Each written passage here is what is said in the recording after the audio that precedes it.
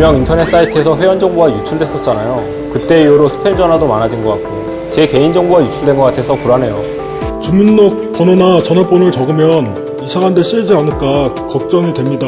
뉴스에서 개인정보 유출 보도가 나가면 불안하죠. 내 정보가 딴 데 도용되나 싶기도 하고. 하루가 다르게 급속히 발전하는 정보통신 기술. 그에 따른 개인정보의 활용 범위가 크게 증가하고 있습니다. 최신 기술과 개인정보를 활용해서 개개인에게 특화시킨 개인 맞춤형 서비스가 그 대표적인 예인데요. 이렇게 개인정보를 활용한 다양한 서비스로 우리는 더 편리하고 윤택한 생활을 누리게 됐습니다. 하지만 개인정보의 활용 범위가 커지면서 개인정보의 침해 또한 늘어나고 있는데요. 그 피해 역시 점점 더 심각해지고 있습니다. 문제는 개인정보의 침해가 개인의 문제로 끝나는 것이 아니라 사회적 그리고 경제적인 문제로 확대될 수 있다는 점인데요. 개인정보의 침해가 가져오는 문제, 과연 어떠한 것이 있는지 개인정보가 유출된 경우를 실예를 통해 살펴보겠습니다.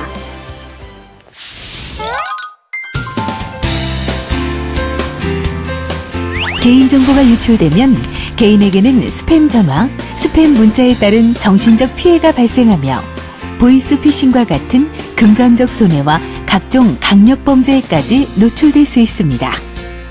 개인정보가 주요 영업자산인 기업 또한 피해가 발생합니다. 개인정보가 유출될 경우 기업의 이미지가 실추될 뿐 아니라 집단 손해배상으로 기업 경영에 막대한 타격을 받을 수도 있습니다.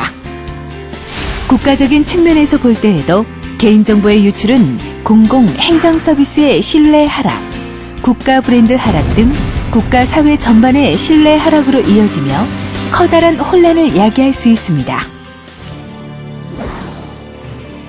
개인정보 침해에 따른 막대한 경제적인 손실과 이 사회적인 혼란을 예방하고 국민의 권익을 보호하기 위해서는 개인정보 처리에 대한 일정한 기준과 원칙이 필요합니다. 따라서 1980년 OECD에서는 개인정보 보호에 대한 가이드라인을 제정했고요. 유럽과 일본과 같은 선진국에서도 이 개인정보 보호와 관련된 지침과 법이 제정돼 실행되고 있습니다. 우리나라에서도 2012년 3월 30일부터 개인정보보호법이 본격적으로 시행되고 있는데요. 개인정보보호법은 개인정보의 수집, 이용, 이 제공에 대한 기준과 원칙을 세우고 개인정보의 안전한 저장, 관리, 하기를 위한 필수 조치사항을 규정하고 있고요. 이 정보 주체의 권리와 피해 구제를 위한 절차를 주요 내용으로 하고 있습니다. 업무를 목적으로 개인정보를 취급하는 모든 공공기관, 기업, 단체, 개인 등은 개인정보보호법에 따라 개인정보를 처리해야 합니다. 또한 모든 국민은 개인정보보호법에 따라 본인의 정보를 열람하고 정정, 삭제, 처리 정지를 요구할 수 있고요. 분쟁 조정 및 단체 소송 등의 권리를 행사할 수 있습니다. 개인정보를 보호하기 위해 개인정보 처리 과정에 맞춰 사업자가 준수해야 할 원칙과 기준들이 있는데요. 지금부터 하나하나 살펴보겠습니다.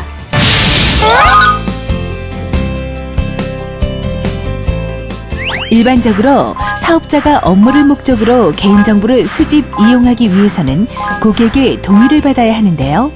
고객에게 개인정보를 수집, 이용하는 목적, 수집하는 개인정보의 항목과 보유기간, 마지막으로 동의를 거부할 수 있는 권리와 거부할 경우에 따른 불이익의 내용을 알려주고 동의를 받아야 합니다. 만약 고객이 이러한 개인정보의 수집과 이용을 거부한다면 어떻게 해야 할까요? 해당 서비스 제공을 위해 필요한 필수 정보의 제공을 거부할 경우에는 서비스를 제한할 수도 있을 것입니다. 하지만 직접적인 관련이 없는 선택적인 정보를 제공하지 않는다고 해서 해당 서비스를 제한해서는 안 됩니다. 예를 들어 정유사나 화장품 가게에서 멤버십 카드 가입 신청을 받을 때 월 소득이나 학력 등의 정보를 수집할 경우에는 이를 거부하는 고객에 대해서 멤버십 가입을 거절해서는 안 된다는 것인데요. 사업장에서는 수집 목적에 맞게 꼭 필요한 최소한의 정보를 수집하는 것이 원칙입니다. 사업장에서는 수집 목적에 맞게 꼭 필요한 최소한의 정보만을 수집하는 것을 원칙으로 사상, 신념, 정치적 견해, 건강정보 등의 민감정보나 주민등록번호와 같은 고유 식별정보는 법령에서 허용하는 경우 외에는 원칙적으로 수집해서는 안 됩니다. 장애우를 위한 요금 감면 등의 혜택을 제공하고자 사업자가 신체 장애 정보를 수집하는 경우에도 수집 근거가 법령에 없다면 반드시 정보 주체에게 이에 대한 별도의 동의를 받아야 합니다.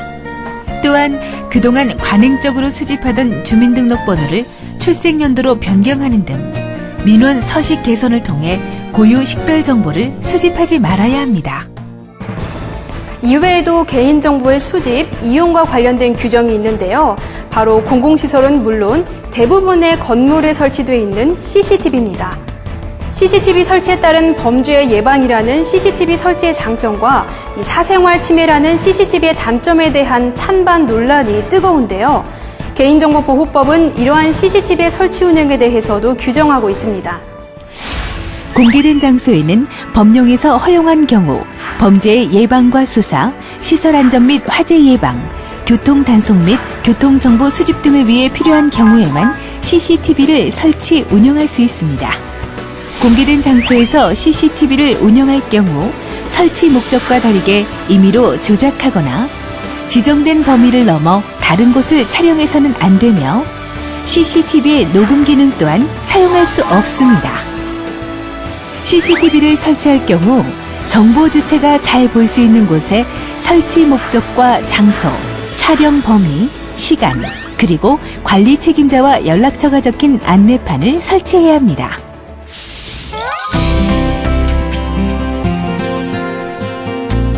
네, 지금까지 개인정보를 수집하고 이용하는 과정에서 사업자가 지켜야 할 법적 기준에 대해 살펴봤습니다. 이렇게 수집하고 이용한 개인정보를 PC나 개인정보 처리 시스템 등에 저장하고 관리할 때는 개인정보가 유출되거나 오남용되지 않도록 안전하게 잘 관리해야겠죠. 이를 위해서는 기술적인 사항뿐만 아니라 관리적인 측면에서의 보호 조치 또한 필요합니다. 개인정보를 안전하게 관리하기 위한 관리적, 기술적, 물리적 보호 조치 사항들을 지금부터 하나씩 살펴보겠습니다. 개인정보 보호를 위한 관리적 보호 조치로 먼저 개인정보 보호를 위한 사업장의 내부 관리 계획을 수립하여 시행해야 합니다. 내부 관리 계획은 사업장 내 개인정보 취급자 전원이 개인정보 보호에 필요한 동일한 기준에 따라 동일한 행동을 취할 수 있도록 만든 기준으로 개인정보 보호 책임자의 지정, 안전성 확보 조치 계획, 교육 계획, 그 밖에 개인정보 보호를 위해 필요한 사항이 포함되어야 합니다. 관리적인 보호 조치 외에도 개인정보 보호를 위한 기술적 보호 조치를 취해야 하는데요. 기술적 보호 조치는 바로 다음과 같습니다. 첫째, 각 사업자는 업무 수행에 필요한 최소한의 직원만이 개인정보에 접근하도록 통제해야 하며 수행 업무에 따라 개인정보에 접근하는 권한을 달리해야 합니다. 같은 부서라 해도 실제로 업무를 처리하는 직원에게만 권한을 부여하고 다른 업무를 수행하는 직원까지 고객의 정보를 조회할 수 있게 해서는 안 됩니다. 또한 퇴직, 정보에 따라 권한 삭제 등의 조치를 신속히 반영해야 하며 권한 부여, 변경, 말소 등의 기록을 최소 3년간 보관합니다. 실예로 인터넷 쇼핑몰을 운영하던 직원이 퇴사를 했음에도 기존 아이디와 비밀번호로 고객 정보를 불법 탈취한 뒤에 경쟁업체에 판매한 사례가 발생했었는데요. 이와 같은 피해 사례를 방지하기 위해서는 권한 삭제 등의 신속한 조치가 필요합니다. 각 기관에서 관리자 아이디 하나를 여러 직원들이 같이 사용하는 경우가 많으신데요. 반드시 아이디는 1인 1계정을 사용해서 명확한 개인정보 접근 기록이 남도록 해야 합니다. 두 번째, 기업에서 수집한 고유 식별 정보, 바이오 정보, 비밀번호는 중요 정보이기에 외부로 유출되더라도 사용할 수 없도록 반드시 암호화해야 합니다. 세 번째, 개인정보 처리 시스템에 접속한 기록은 해킹 시도 등에 사전 대응할 수 있도록 정기적으로 점검해야 하며 접속 기록을 최소 6개월 이상 보관하고 보안 사고 발생 시 추적 감사 등 사후 대응을 준비해야 합니다. 그 밖에 비밀번호는 안전한 생성 규칙에 따라 설정하고 주기적으로 변경하도록 관리해야 하고요. 방화벽이나 백신 등 접근 통제 시스템 그리고 보안 프로그램을 설치하고 운영해야 합니다. 이외에도 물리적인 보호 조치 역시 중요한데요. 물리적 보호 조치에는 어떤 것이 있는지 지금부터 확인해 보시죠.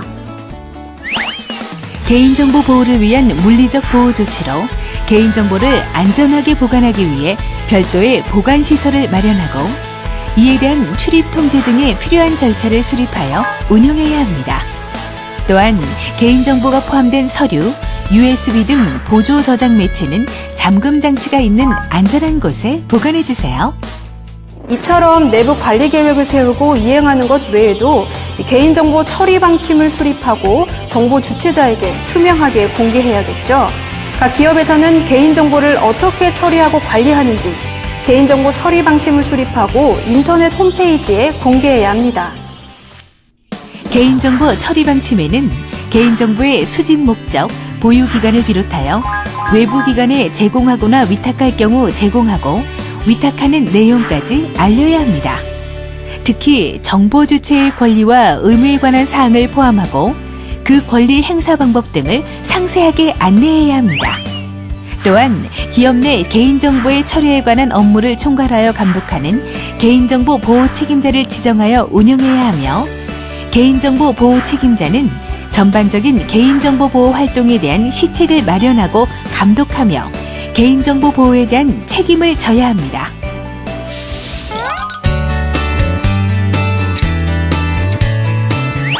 네, 지금까지 기업의 내부적 관리 기준을 살펴봤는데요. 이외에도 개인정보 처리 업무를 제3자에게 위탁할 경우 주의해야 할 사안이 있습니다. 예를 들어 고객 만족도 조사를 위탁할 경우 수탁업체에 조사 고객의 개인정보를 제공하게 되는데 이 경우 반드시 위탁 업무의 목적 및 범위, 목적 외 개인정보 처리 금지 사항 등 개인정보 보호를 위해 필요한 사항을 명시하여 문서화해야 합니다. 또한 이러한 위탁 사실을 고객이 쉽게 확인할 수 있도록 위탁 내용과 수탁자를 사업자의 인터넷 홈페이지 등에 공개해야 하며 수탁자에 대한 교육 및 점검 등 관리 감독을 성실히 이행해야 합니다. 개인정보 처리를 위탁할 경우 반드시 문서화해야 하는 점과 반드시 위탁 사실을 공개하고 관리 감독해야 한다는 사실을 꼭 기억해 주세요.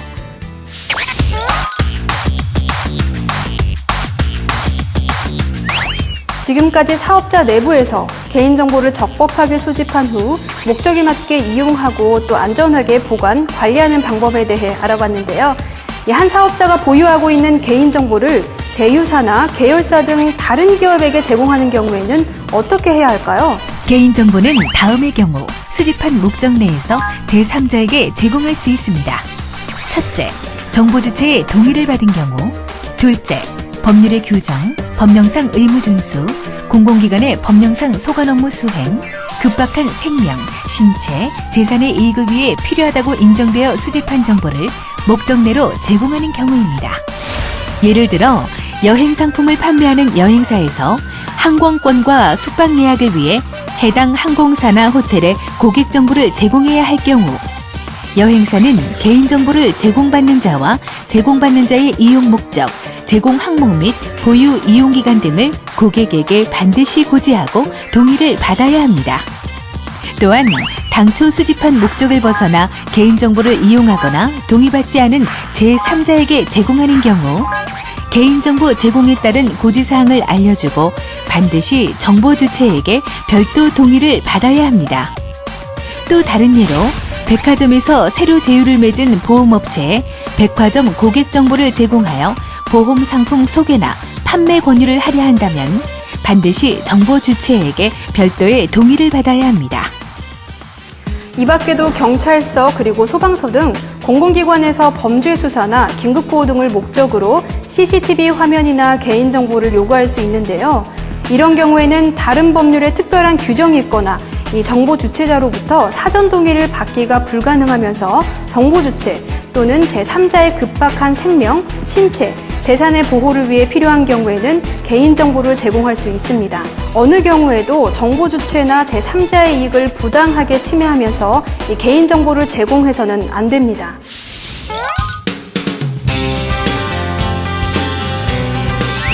이렇게 수집하고 이용한 개인정보의 보유기간이 경과하거나 처리 목적을 달성해서 개인정보가 더 이상 필요하지 않은 경우 복구나 재생이 되지 않게 지체 없이 파기해야 합니다.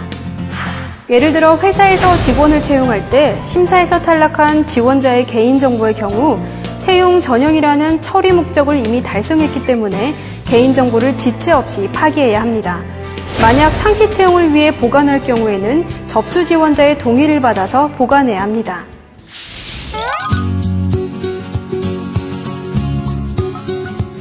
네, 지금까지 기업이 개인정보를 처리할 때의 보호 기준에 대해 알아봤는데요. 만약 관리 소홀이나 보호 조치의 부족으로 이 개인정보가 침해됐을 경우 정보 주체의 권리 보장이나 피해 구제를 위해 어떤 조치를 취해야 할까요? 각 사업장에서는 개인정보 침해 시 따라야 할 절차, 즉 침해 사고 대응 절차를 수립하여 모든 직원에게 전파해야 합니다. 또한 개인정보의 유출이 발생했을 경우 지체 없이 유출 사실을 정보 주체에게 통지해야 하며 그 피해를 최소화하기 위한 대책을 마련하고 필요한 조치를 하여야 합니다. 특히 1만 명 이상의 대규모 개인정보 유출이 일어난 경우에는 안전행정부 및 전문기관에 신고하고 인터넷 홈페이지에 7일 이상 유출 사실을 게재합니다. 이외에도 각 개별 정보 주체는 자신의 개인정보에 대해서 이 개인정보 처리자에게 열람, 정정, 삭제, 처리 정지를 요구할 수 있습니다. 만약 개인정보 열람, 정정, 삭제 등의 민원을 접수하실 경우에는 반드시 열흘 이내에 처리하셔야 하고요. 법령상 열람과 정정, 이 삭제 등이 제한된 경우에는 그 사유를 즉시 민원인에게 통보해야 합니다. 정보 주체의 권리를 보장하기 위해 정보 주체의 피해 구제를 위한 다른 제도가 별도로 마련되어 있는데요. 개인정보와 관련된 분쟁이 있을 경우 분쟁의 조정을 위해 개인정보 분쟁조정위원회에 분쟁 조정을 신청할 수가 있고요. 이 대규모 침해 사고 등 정보 주체의 피해나 권리 침해가 다수에게 있어 같거나 유사할 경우에는 집단 분쟁 조정 신청을 할 수가 있습니다. 개인정보 보호를 위한 원칙들을 지켜나가기 위해서는 무엇보다도 개인정보의 중요성을 알고 개인정보를 소중히 여기는 마음이 필요하겠죠. 모두의 소중한 개인정보를 보호하는 방법, 개인정보 보호를 위해 꼭 필요한 수칙들을 다시 한번 점검해 보겠습니다.